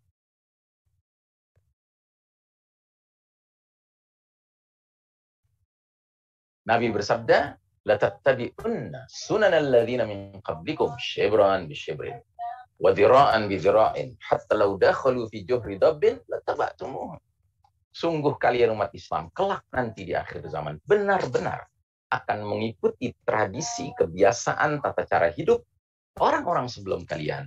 Sejengkal demi sejengkal, sehasta demi sehasta, sehingga sekiranya mereka yang kalian ikuti jelas-jelas masuk lubang biawak, kalian pasti terus saja mengikuti mereka. Terus sahabat bertanya-tanya, ya Rasulullah, apakah yang kau maksud kaum Yahudi dan Nasrani? Kata Nabi, paman, siapa lagi kalau bukan mereka? Ya. Para sahabat dulu tercengang dengar nubuah ini, tidak bisa membayangkannya karena mereka tidak mengalami. Tapi kita sekarang bukan saja mengerti hadis ini, kita yang mengalami. Ya, next slide please. Nah, maaf, kelewat satu.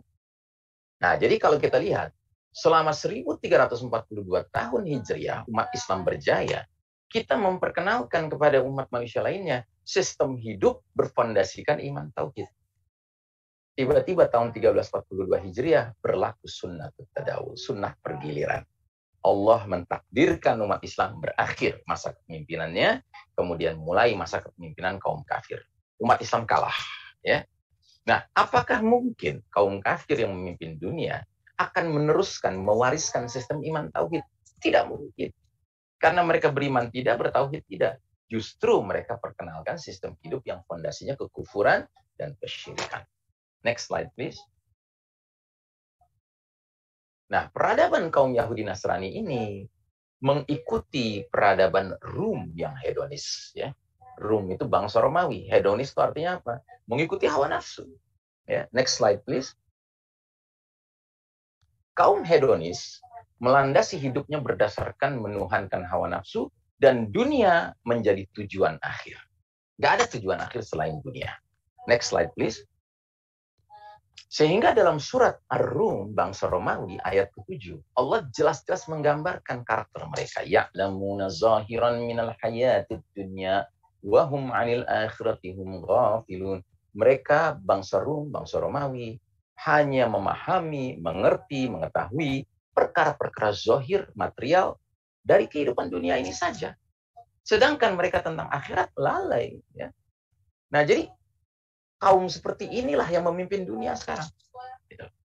Nah, sementara dalam surat Al-Baqarah ayat 120, slide berikutnya, Allah Ta'ala menyingkap apa yang menjadi ambisi kaum Yahudi Nasrani ini. Tolong buka slide berikutnya. Surat Al-Baqarah 120. Allah Ta'ala berfirman, "Walan tardah ankal yahudu walan nasara hatta tattabi'a millatahum." Orang-orang Yahudi dan Nasrani tidak akan rela kepada engkau Muhammad dan umatmu Muhammad sebelum engkau dan umatmu mengikuti milah tata cara hidup mereka. Ya. Jadi mereka maunya kita tuh ngekor sama mereka, ngikutin tata cara hidup mereka. Terus Allah tegaskan, katakanlah, sesungguhnya petunjuk Allah itulah petunjuk yang sebenarnya, bukan petunjuk Yahudi, bukan petunjuk Barat, bukan petunjuk Nasrani. Tapi akhirnya Allah beri kita ancaman. Kata Allah di ujung ayat ini apa? Wala in ittaba'ta ahwa'ahum ba'da alladhi ja'aka minal ilm ma laka minallahi min waliyyin wala nasir. Dan jika engkau Muhammad dan umatmu Muhammad masih saja mengikuti keinginan mereka Yahudi Nasrani, setelah ilmu kebenaran sampai kepadamu dan umatmu, tidak akan ada bagimu perlindungan dan pertolongan dari Allah. Ya. Nah, jadi saudaraku rahimakumullah, ya, we are living in the darkest chapter of the Islamic history. Next slide, please. Coba lihat slide berikutnya. Jadi kita saat ini sedang hidup di babak paling kelam dalam sejarah Islam. Kenapa? Karena ini babak di mana Allah Ta'ala takdirkan kita diuji untuk mengalami kekalahan, sementara kaum kafir Yahudi Nasrani diizinkan memimpin dunia. Ya. Ingat, diizinkan Allah tidak bermakna diridhai Allah. Ya. Semua yang terjadi di dunia ini hanya bisa terjadi karena izin Allah. Tapi tidak semua yang Allah izinkan terjadi pasti Allah ridhai. Ya. Next slide, please. Nah, karenanya dalam hadis berikut ini, Nabi menggambarkan situasi dunia kita sekarang ini sebagai berikut. Segeralah kalian beramal sebelum datangnya fitanan. Bukan fitnah, tapi fitanan. Banyak fitnah sekaligus. Kalau fitnah itu satu ujian. Kalau fitanan banyak ujian sekaligus di berbagai bidang kehidupan. Sehingga dunia menjadi seperti malam yang gelap gulita. Kita hidup dalam kegelapan. Dan gelapnya di sini tentu bersifat maknawi, ya. Kegelapan yang sifatnya dark values mengepung kita. Nilai-nilai kekufuran, kemunafikan, kesyirikan, kedustaan, kemaksiatan, kemungkaran, kezaliman mengepung hidup kita. Ya. Bahkan yang lebih mengerikan kata Nabi, fenomena apa yang muncul ketika itu? Pagi hari seseorang masih dalam keadaan mukmin beriman, lalu jadi kafir di sore hari. Atau di sore hari masih dalam keadaan mukmin beriman, lalu jadi kafir di pagi harinya. Wah, ngeri sekali. Ya.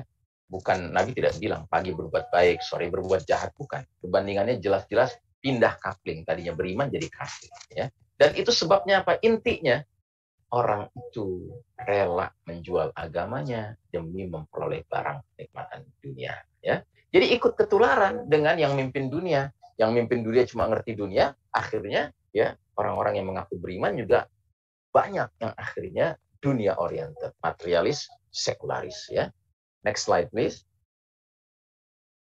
Nah, jadi sunnah pergiliran ini ya akan kita alami sampai 3 kali. Ya, next slide, please. Next slide, please. Langsung aja. Ya, karena waktu. Nah, kita sudah mengalami 2 sunnatut tadawul. Ya, maaf. Next slide, please. 1 kali lagi. Tolong dibuka lagi. Nah, kita sudah mengalami 2 sunnatut tadawul. Yang pertama, pada fase pertama zaman kenabian, ya, para sahabat mengalami sunnah pergiliran dari kondisi mereka yang lemah waktu di Mekah, teraniaya, dipersekusi, dimarginalisasi, dikriminalisasi oleh kaum musyrikin Quraisy, kayak kita sekarang di era sekarang ini. Tapi kemudian Allah izinkan mereka hijrah ke Madinah, dan begitu mereka hijrah ke Madinah justru berbalik situasi. Ya, giliran umat Islam yang memimpin. Sehingga hanya dalam tempo 10 tahun di Madinah, Nabi dan para sahabat diizinkan merubah jazirah Arab yang tenggelam dalam kegelapan jahiliyah menjadi hidup dalam nurul Islam, cahaya Islam. Dan itu ternyata berlangsung panjang sampai 1342 tahun umat Islam memimpin dunia, berjaya. Tapi tahun 1342 Hijriah Allah takdirkan sunnatut tadawul kedua, sunnah pergiliran kedua. Dari kondisi kita berjaya ribuan tahun, tiba-tiba kita terpuruk. Ya, tiba-tiba kaum kafir Allah kasih kesempatan lagi. Ya, nah, tapi alhamdulillah kita yakin dari hadis Nabi bahwa babak keempat ini pun akan berlalu. Dan kalau dia berlalu, kita akan mengalami sunnah pergiliran yang ketiga, yaitu perpindahan dari babak keempat era mulkan jabriyatan yang penuh kezaliman ini menuju era penuh keadilan di bawah kepemimpinan ya Al-Mahdi. Ya, the certified leader. Nah, saudaraku rahimakumullah, next slide please. Realitas terkini menunjukkan kondisi di mana umat Islam dengan ajaran Islam sedang bersimpang jalan, bahkan berjauhan satu sama lain. Pendapat beberapa tokoh Islam mengatakan al-Islamu fi wadin wal ummah fi wadin akhar. Ajaran Islam ada di satu lembah, umat Islamnya di lembah yang lain, nggak ketemu. Yang kedua, ada ucapan lagi, al-Islamu mahjubun bil muslimin. Islam terselimuti keindahan ajarannya oleh perilaku rusak kaum muslimin. Jadi perilaku rusak kaum muslimin menyebabkan orang salah sangka, salah persepsi, ya, salah duga tentang ajaran Islam. Ya. Nah, saudaraku rahimakumullah, ya, sebenarnya kita masih ada beberapa slide lagi, tapi mohon maaf karena waktu saya lihat kan kita hanya sampai 17.30 dan kita perlu waktu untuk tanya jawab. Tapi tolong host, ya, operator, majukan beberapa slide ke depan karena saya ingin perlihatkan beberapa buku yang saya anjurkan untuk dibaca sebagai sarana memperluas wawasan ilmu tentang akhir zaman. Ya, silahkan dibuka slide ensiklopedia akhir zaman itu. Ya, tolong diklik, ya. Bisa diklik. Nah, jadi ini buku yang sangat saya anjurkan dibaca. Anda bisa pesan lewat WhatsApp atau SMS ke nomor tertera. Atau buku yang berikutnya, next slide please. Ya, ada buku ya negeri-negeri akhir zaman. Ya, next slide. Ya, ada buku lagi ya 400 hadis akhir zaman. Ya, ini buku sangat saya anjurkan karena sudah dipilih hadis-hadisnya, sudah terpilih kesohihannya. Ya. Dari penulisnya ya. Ya baiklah, yang jelas itu semua buku-buku bisa Anda lihat ya, karena nanti ini juga slide ini bisa di-share kepada para peserta ya. Saya kira saya harus akhiri karena saya harus beri kesempatan jamaah. Jika ada yang mau bertanya, mudah-mudahan dari tanya jawab akan ada lebih banyak lagi ilmu yang bisa kita ambil manfaatnya. Wassallallahu nabiyana Muhammadin wa ala alihi wa ashabihi ajmain. Assalamualaikum warahmatullahi wabarakatuh. Waalaikumsalam warahmatullahi wabarakatuh. Syukuran jazakallahu khairan Ustaz Ihsan. Ya teman-teman, sahabat dermawan sekalian, mungkin bisa langsung untuk memberikan pertanyaan dari materi yang telah beliau sampaikan tadi. Bisa kemudian raise hand bertanya langsung ataupun bisa di room chat. Silakan teman-teman sahabat dermawan yang ingin bertanya.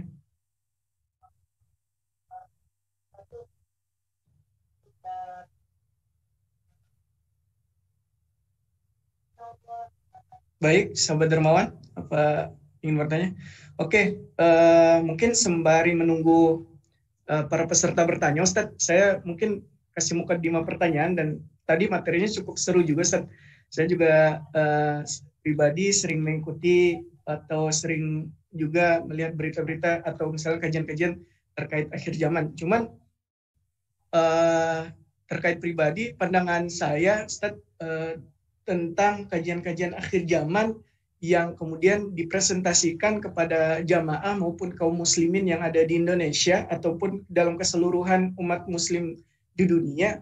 Saya lebih melihat umat muslim ini ketika tahu akan kejadian-kejadian menuju akhir zaman, mereka hanya membuat atau menganggap ini hanya sebagai sebuah pengagum-pengaguman. Jadi ketika mereka tahu, hanya dijadikan sebuah bahan untuk kagum sekilas, wah luar biasa gitu, tanpa ada cara atau itikat baik untuk kemudian mempersiapkan gitu, Ustaz.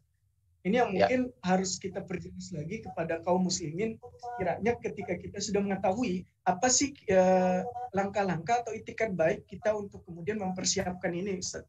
Mungkin itu yang bisa saya tanya. Iya, betul. Anda betul sekali, Anda benar sekali. Makanya di dalam buku Ensiklopedia Akhir Zaman, itu disebutkan di kata pengantarnya, itu kata pengantarnya yang menulis sahabat saya, beliau dari Solo, Abu Fathia. Beliau ketika menyebutkan kata pengantar buku tersebut, beliau mengatakan, di tengah umat ini ada 3 kelompok manusia ya yang mensikapi fenomena tanda-tanda akhir zaman, tanda-tanda kiamat. Ada yang jenis pertama, mereka-mereka yang peduli sekali dengan nas-nasnya, dalil-dalilnya, tapi tidak mengkaitkan dengan realitas sama sekali.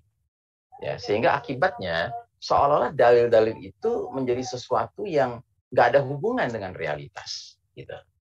Ada lagi kelompok kedua, mereka menggunakan dalil, tapi nggak terlalu banyak dalilnya. Cuma yang lebih banyak adalah akal pikirannya, kebebasan akal pikirannya, sehingga menimbulkan kerancuan. Misalnya, mereka yang ada penulis buku, bikin buku judulnya Dajjal akan keluar dari segitiga Bermuda. Ya, nah, ini buku dahsyat sekali isinya. Karena apa? Karena tidak bertolak dari dalil. Dari mana dia bisa mengatakan Dajjal akan keluar dari segitiga Bermuda kalau nggak pakai dalil? Padahal ilmu tentang Dajjal termasuk ilmu gaib, gitu. Nah, jadi terlalu liberal, terlalu bebas gitu loh dalam menafsirkan dalil-dalil gitu, ya, tidak didukung dengan dalil. Nah, sementara ada kelompok ketiga dan kita berharap kita masuk kelompok ketiga, yaitu dalam membahas tentang akhir zaman itu kuat berpegang pada dalil, tapi juga dikaitkan dengan realitas. Supaya kita tidak saja mempelajari tanda-tanda kiamat itu sebagai tadi istilahnya Saudara Ahmad Yani, sekedar berdecak gitu kan, hebat ya, luar biasa ya gitu kan. Tidak, tapi kita ambil pelajaran dan kita jadikan dia sarana untuk mempersiapkan diri menghadapi situasi dan kondisi. Begitu, sesuai dengan realitas yang sedang kita hadapi. Karena sesungguhnya ya, masing-masing generasi demi generasi umat Islam ini bisa mengambil manfaat dari tanda-tanda kiamat yang Nabi sampaikan sesuai dengan zamannya. Saya ambil contoh lah misalnya. Ada hadis Nabi mengatakan, ya, di antara sudah dekat ke kiamat, tandanya itu apa? Zuhurul qalam. Ya, tersebarnya pena. Ya kan? Nah, tersebarnya pena itu maksudnya tulisan-tulisan banyak bermunculan. Ya. Untuk zaman sekian abad yang lalu, itu bayangannya adalah tulisan dalam benar-benar tulisan. Tapi kalau zaman kita sekarang, itu maksud tulisan itu adalah smartphone kita, itu tulisan itu sebenarnya, ya kan? Ya, jadi di mana-mana orang sibuk menulis sekarang, sambil naik ojek nulis, sambil naik angkot nulis, sambil naik Grab nulis, sambil duduk di kamarnya nulis, ya kan? Jadi tulisan banyak sekali beredar, gitu. Nah, jadi hal seperti ini harus kita pahami untuk kita bisa mengambil pelajaran. Apa yang bisa kita sikapi dengan hal itu, ya? Ya tentunya dalam konteks tulisan ini kita harus menjadi orang yang semakin selektif. Di satu sisi sekarang kita mudah sekali mendapat informasi tentang keislaman misalnya begitu. Tapi kita harus selektif, kita harus memiliki kemampuan furqan, membedakan mana yang benar, mana yang salah. Karena kadang-kadang ada yang mengatasnamakan Islam, padahal bukan ajaran Islam yang disebarluaskannya. Nauzubillah dari begitu. Ya, itu komen saya terhadap pertanyaan Saudara Yani. Ya. Baik, Ustaz, Masya Allah, jadi insight baru. Ya, mungkin selanjutnya ada yang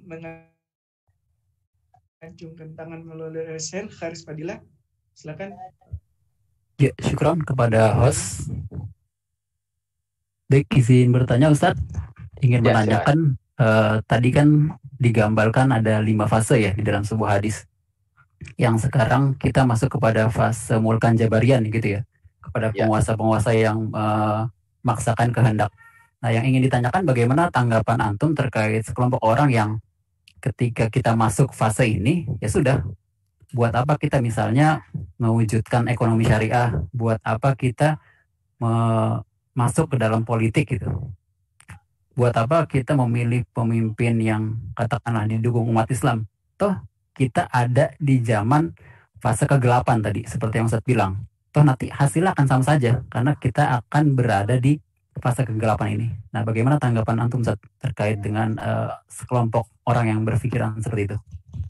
Ya, gini. Pada prinsipnya, ini seperti sejarah berulang, ya. Jadi kalau antum lihat skema naik turunnya garis putih, ya, dari babak ke babak, fase ke fase, ya kan. Sebenarnya kita di babak keempat ini punya kemiripan kondisi dengan babak pertama kenabian, tapi sebelum hijrah. Jadi kalau kita pelajari sirah nabawiyah, sejarah perjuangan Nabi, sebelum hijrah, Nabi dan para sahabat itu berada di bawah dominasi kaum musyrikin Quraisy. Dan mereka teraniaya. Mereka dipersekusi, dimarginalisasi, dikriminalisasi setiap hari. Ya. Dan itu kondisi yang mirip dengan kondisi kita sekarang. Karenanya sebenarnya kita harus banyak belajar apa yang dikerjakan Nabi dan para sahabat dalam situasi yang sulit, rumit seperti itu. Ternyata kalau kita pelajari, ya, Nabi dan para sahabat itu menekankan binaul iman wa tauhid, pembinaan keimanan dan tauhid, mengokohkan hal itu, ya kan? Dan mereka tidak bersibuk-sibuk untuk melakukan upaya-upaya perubahan situasi karena ada tahapannya. Ya, tahapannya itu akan ditandai dengan Allah memerintahkan mereka mencari lahan yang sifatnya menjadi home base, ya, basis kekuatan mereka, yang kemudian dikenal dengan Yasrib, dengan Madinah, ya kan? Di mana mereka berhimpun, muhajirin datang dari Mekah, berhimpun dengan Ansor yang sudah ada di Madinah, begitu. Nah, jadi saudaraku rahimakumullah, kurang lebih memang ada kemiripan situasi seperti itu yang dituntut sekarang ini.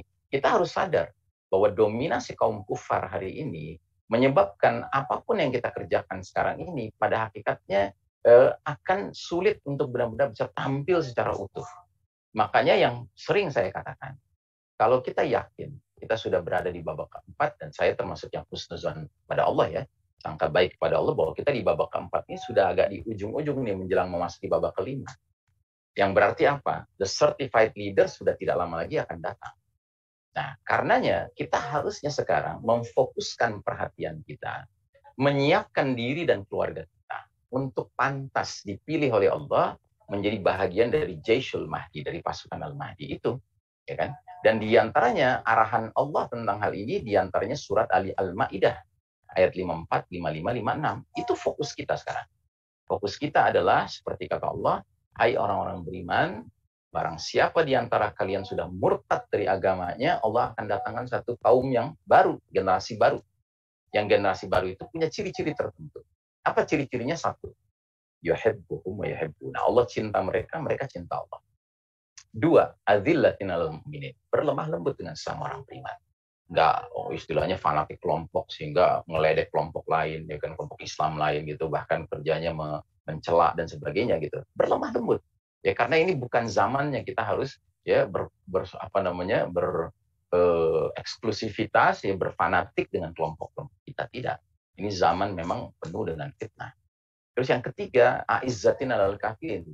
Kita harus menjadi generasi yang punya izzah, marwah di hadapan orang-orang kafir yang sekalipun mereka menguasai dunia, ya, menguasai teknologi, sains, kita tidak boleh silau dengan kekuasaan mereka. Ya, kita harus tetap izzah dengan iman kita menghadapi mereka.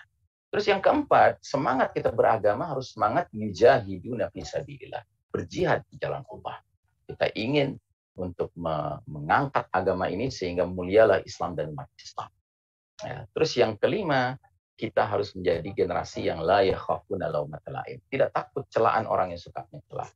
Mau dituduh radikalis kayak ekstremis kayak dan lain sebagainya, itu kan tuduhan manusia. Asalkan kita tidak melanggar aturan Allah dan Rasulnya, itu aman kita. Nah, yang keenam, ciri mereka punya skala prioritas kepatuhan yang jelas, yaitu pertama kepada Allah, dua kepada Rasulullah SAW, tiga kepada orang-orang beriman tertentu. Bukan orang sembarang orang beriman, tapi orang beriman yang menegakkan sholat, menunaikan zakat, dan tunduk pada hukum Allah Subhanahu wa Ta'ala.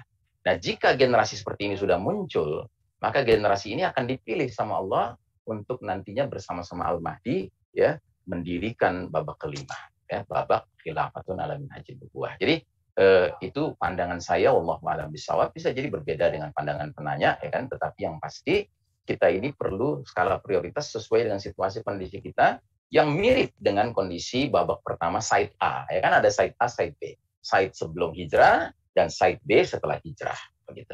Makanya Allah mentakdirkan Nabi ketika memimpin 23 tahun itu ada era kalah dan era berjaya, supaya kalau kita ditakdirkan hidup di era kalah, ya banyak belajarlah dari era di mana Nabi dan para sahabat sedang kalah. Bukan berarti kita berpasrah diri, ya kan, berlepas diri, tidak. Kita harus siapkan diri kita. Nah, persiapan itu harus jelas, terarah, ya kan. Nah, arahan itu diantaranya menyiapkan generasi pengganti sesuai dengan surat Al-Maidah ayat 54, 55, 56. Kalau Said Hawa dalam kitabnya yang berjudul Jundullah mengatakan bahwa 3 ayat ini menjelaskan al-akhlak al-asasiyah li jundillah, ya, akhlak-akhlak asasi dari tentara-tentara Allah. Wallahu a'lam bishawab. Syukran Ustaz penjelasannya. Cukup ya, Haris. Oke, baik Ustaz. Mungkin pertanyaan terakhir juga, karena udah 17.25. Dari Darkun, ya Ustaz, bagaimana dengan pandemi COVID-19? Apakah termasuk bagian dari fitnah-fitnah yang ada? Mohon penjelasannya, Ustaz. Ya, ini pertanyaan menarik sekali, ya. Dan saya yakin ini bisa menimbulkan kontroversi, ya. Tetapi saya teringat ada salah satu hadis Nabi yang membahas tentang rangkaian fitnah sepanjang sejarah umat Islam. Hadis itu menyebutkan ada 3 jenis fitnah pada 3 tahapan sejarah umat Islam yang berbeda-beda. Yang pertama namanya fitnah akhlas. Fitnah akhlas itu adalah fitnah melarikan diri dan peperangan-peperangan. Nah, ternyata dalam sejarah umat Islam ini terjadi di awal-awal, bahkan setelah wafatnya Utsman bin Affan, ya, terjadilah situasi di mana sampai internal umat Islam sendiri berperang. Ada perang Jamal, ada perang Siffin, ya kan. Nah, di masa itu sebagian sahabat ada yang melarikan diri, nggak mau terlibat, nggak mau berpihak ke Ali, nggak mau berpihak ke Muawiyah, nggak mau berpihak ke Ali, nggak mau berpihak ke Aisyah, gitu. Jadi ada yang melarikan diri, tapi ada yang berperang. Gitu. Itu fitnah awal, fitnah akhlas, ya. Terus pada perjalanan berikutnya umat Islam mengalami fitnah sarra, kemewahan, ya, kekayaan, ya. Nah, ini mulai muncul sejak kapan? Sejak era raja-raja, ya kan? Tapi puncaknya justru kita saksikan sekarang ini, ketika bangsa Arab bahkan sudah berubah, ya kan. Tadinya mereka bangsa yang nyeker, nggak bertelanjang dada, ya kan. Kemudian pengembala domba, tiba-tiba bisa bikin bangunan megah, ya kan. Dan itu efek petrodolar dan seterusnya, ya. Nah, terus ada fitnah yang terakhir, yang ketiga, fitnah duhaimah, fitnah pekat gelap. Nah, uniknya hadis ini, fitnah duhaimah ini, disebutkanlah ciri-cirinya, ada 4 ciri-cirinya. Kata Nabi, fitnah duhaimah itu cirinya adalah, yang pertama, dia akan menampar setiap dari umatku tamparan, ya. Jadi tidak ada seorang pun dari umatku kecuali akan kena tamparannya. Dan Nabi menggunakan kalimat hadhil ummah, umat ini. Yang artinya apa? Umat Muhammad. Dan itu tidak pandang mau beriman kayak mau kafir kayak. Nah, karenanya dalam buku Syekh Mubayyad, Ensiklopedia Akhir Zaman, beliau berijtihad, ya, mengatakan bahwa fitnah duhaimah ini jangan-jangan war on terror, perang menghadapi teror. Yang mana kita tahu, ya, perang lawan teror ini selalu umat Islam yang jadi sasaran dituduh teroris, kan. Nah, terus kalau saudara kita Abu Fathia dari Solo, dia berijtihad ini paham demokrasi. Ya, tidak ada seorang pun umat ini terkena tamparannya. Tapi kalau kita kaitkan dengan pandemi sekarang ini bahkan pandemi ini ya lebih dahsyat lagi, karena bukan hanya umat Islam yang kena, ya, yang bukan umat Islam pun terkena, gitu, tamparannya, dan dia mendunia, kan, gitu. Terus ciri yang kedua apa? Ciri yang kedua kata Nabi, kalau ada orang mengatakan fitnahnya sudah berlalu, tiba-tiba dia berkepanjangan, masih berkelanjutan. Nah, ini kayak sekarang, ketika orang mengatakan oh sudah reda, ya, tiba-tiba ada second wave, ya kan? Tiba-tiba Tedros, ya kan, pimpinan WHO mengatakan, waspada wahai masyarakat dunia, akan ada gelombang baru lagi virus dengan varian baru, gitu, ya kan? Orang sudah mulai merasa reda, udah ini di mana-mana sudah lockdown, sudah dicabut, ya kan? Seperti di China sudah ada maraton, ya kan? Di Australia sudah ada konser musik, ya kan? Tiba-tiba wah muncul lagi. Ya. Nah, jadi ada ijtihad baru. Jangan-jangan pandemi inilah yang dimaksud, gitu. Karena pandemi ini kan sedemikian berubah. Nah, yang lebih parah lagi yang ketiga, ciri dari fitnah duhaimah kata Nabi adalah pagi orang beriman, sore kafir. Berarti lagi-lagi Nabi menekankan tentang fenomena kemurtadan. Gitu. Nah, ini bab ini sensitif ya, tapi saya harus sampaikan. Gitu. Contoh, ya. Sekarang ini ya umat itu seperti dibalik-balik nilai-nilai baik buruknya. Ya. Bukan kebaikan kalau umat ini memperlihatkan senyumnya di tengah-tengah masyarakat. Dia harus tutup. Gitu. Kalau nggak ditutup, dianggap sebagai orang yang nggak baik nih. Gitu. Ya, padahal kata Nabi, Muslim ketemu Muslim bersedekah ketika tersenyum. Ya kan? Ya, bukan kebaikan namanya kalau seorang Muslim pergi ke masjid, sholatnya rapat. Bukan kebaikan. Padahal perintah Nabi begitu. Ya kan? Nah, ini kan gawat sekali. Gitu. Gawatnya, kalau sampai umat ini merasa ridho dengan sholat yang sebenarnya udah berubah ini. Ya, kalau berubah, kemudian umat menyadari bahwa ini keadaan terpaksa nih jadi kayak gini, ya kan? Itu masih fine. Tapi itu pun sudah masalah. Kenapa? Karena kata Nabi, barang siapa lihat kemungkaran, ubah dengan tangan. Nggak sanggup dengan lisan. Nggak sanggup dalam hati. Dalam hati itu maksudnya apa? Ingkari sebagai kebenaran. Dan distancing. Asalkan dalam hatinya ada reluctance, ada perasaan nggak tenang, itu berarti ada iman dalam dirinya. Tapi selamanya iman. Sementara di hadis yang lain kata Nabi, kalau dalam hati saja sudah nggak ada pengingkaran, nggak ada iman sama sekali, berarti kena dong kemurtadan. Gitu. Atau contohnya, efek dari pandemi ini muncul semacam, wah nggak baik nih kalau cucu kita pertemukan dengan kakek, ya kan? Kenapa? Karena bisa menular. Gitu. Padahal ini silaturahim. Nah kalau larangan seperti ini sudah sampai ke tingkat diyakini kebenarannya, ya kan? Bukan sekedar sebuah situasi keterpaksaan, gitu ya. Ah ini gawat. Karena sudah ridho dengan sebuah kebatilan. Kita nggak boleh qati'ur rahim, ya kan, memutus tali silaturahim kan nggak boleh. Gitu. Tapi kemudian ada anggapan ini yang baik, ini yang betul, ini yang benar. Akan terbalik-balik nilai. Makanya yang keempat ciri fitnah duhaimah kata Nabi adalah sehingga manusia terbelah menjadi dua kemah. Fustotain, dua kemah. Fustatu imanin la nifaqa fihi wa fustatu nifaqin la imana fihi. Kemah keimanan tanpa kemunafikan barang sedikit pun, dan kemah kemunafikan tanpa keimanan barang sedikit pun. Jadi umat Islam seolah-olah terbelah dua. Yang nurut sama sistem kafir syirik dunia sekarang ini, dia menjadi masuk dalam kemah kemunafikan tanpa keimanan. Sementara mereka yang tetap konsisten nurut kepada Allah dan Rasulnya, apapun resikonya, mereka berada di kemah keimanan tanpa kemunafikan. Ya, tapi poin keempat ini tampaknya baru benar-benar akan terwujud dua kemahnya kalau Al-Mahdinya sudah muncul. Karena itu berarti kedua kemah itu pimpinannya sudah jelas. Gitu. Kalau sekarang belum jelas. Ya.